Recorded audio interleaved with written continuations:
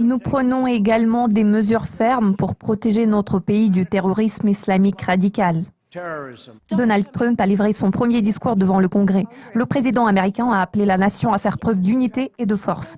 Analysons le discours du président américain de plus près.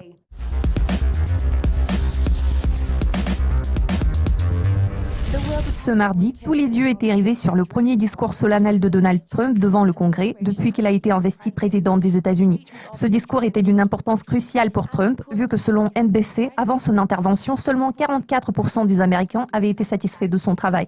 Cette cote d'approbation représente un plus bas record pour un président nouvellement élu. Parmi les sujets abordés par Trump figurait la lutte contre une énorme bulle d'endettement et les déficits commerciaux.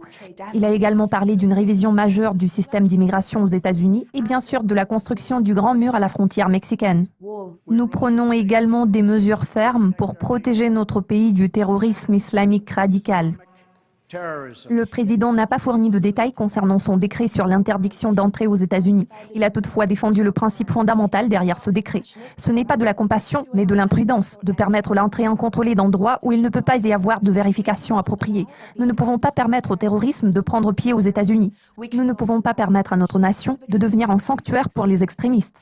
Mardi soir, le président Trump a commencé son discours par une condamnation du meurtre d'un Indien du Kansas, des menaces visant des centres de la communauté juive et du vandalisme contre des cimetières juifs.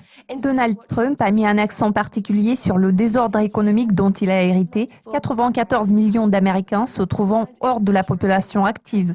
En parlant des réformes de l'immigration, M. Trump a déclaré « Je pense qu'une réforme réelle et positive de l'immigration est possible, pour autant que nous nous concentrons sur les objectifs suivants. Améliorer l'emploi et les salaires des Américains, renforcer la sécurité de notre pays et restaurer le respect de nos lois. » Le 20 janvier, soit le jour de sa prise de fonction, Trump a signé 23 directives, aucune d'entre elles ne nécessitant l'autorisation du Congrès. Les membres du Parti démocrate présents à l'événement ont également attiré beaucoup d'attention. Les parlementaires démocrates étant vêtus de blanc, rendant hommage au mouvement des suffragettes des années 1900.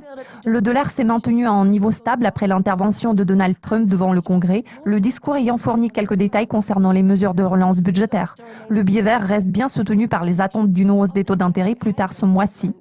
Cela conclut la revue de presse dédiée au discours solennel de Donald Trump. Nous vous tiendrons au courant de tout ce qui se passe dans le monde de la finance.